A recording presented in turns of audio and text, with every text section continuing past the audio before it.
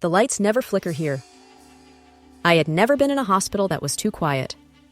I wasn't supposed to be there, really. I was delivering medical equipment as part of a temp gig, and the hospital, St. Bellamy's, was supposedly shut down years ago. But the request came through official channels. A strange, faded requisition form dated only 2 days ago, bearing a signature that no one in the company recognized. My boss shrugged and sent me anyway. "You'll be in and out," he said.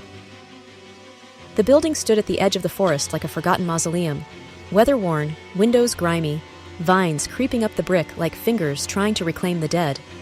The front doors opened for me, silently, as if waiting. Inside, the fluorescent lights were all on.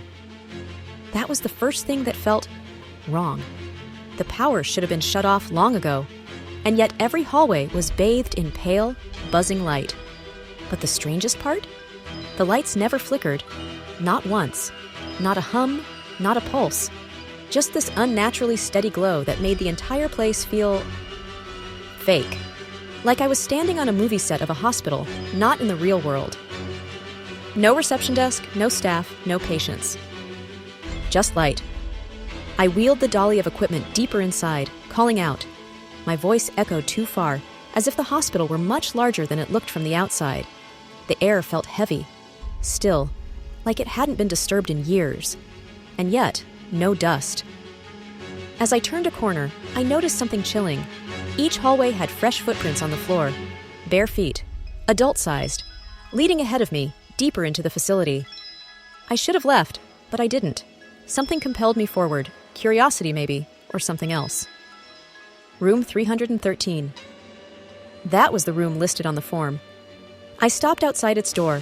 The number was etched, not painted, into the metal, deep gouges, like someone had scratched it in with a knife. I knocked. No answer. I opened the door. Inside, the room was freezing.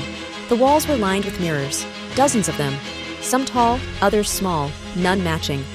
I stared into them, expecting to see my own reflection from multiple angles. But I didn't. There were no reflections. Only the mirrors themselves.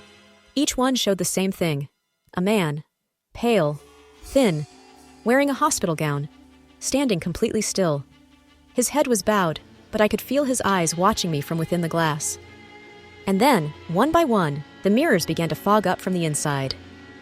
I stumbled back into the hallway, only to realize it wasn't the same one I came through. The layout had changed. Panicking, I turned and ran, through corridors that twisted, grew darker. The lights still didn't flicker, but they became dimmer. The walls grew wet, moldy, pulsing. The hospital was alive. I reached what looked like the main lobby again, but the reception desk was now there, and behind it sat a woman in a nurse's uniform. Her eyes were pure white. "You're early," she said, in a voice that wasn't hers. It sounded like several voices layered on top of each other. "We haven't finished cleaning your room." "What is this place?" I choked out. She smiled, showing too many teeth. "St. Bellamy's, the hospital for those who were forgotten. You brought the equipment. That means you've accepted your role." "I was just delivering." "That's how they all come in," she whispered, standing slowly. "No one leaves through the front doors." I turned and bolted. Every hallway I entered looped back on itself. Room numbers spun in impossible patterns. Negative numbers, symbols, runes. My phone was dead. My watch spun backwards. Then I saw him. The man from the mirrors. He was no longer in them. He was in the hallway, standing beneath the flickerless lights, head tilted, arms twitching at his sides like a puppet learning how to move. He stepped forward.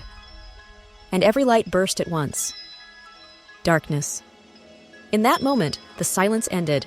I heard them, screams from every room, slamming doors, gurgling, hissing, weeping. Dozens of voices calling for help, whispering names.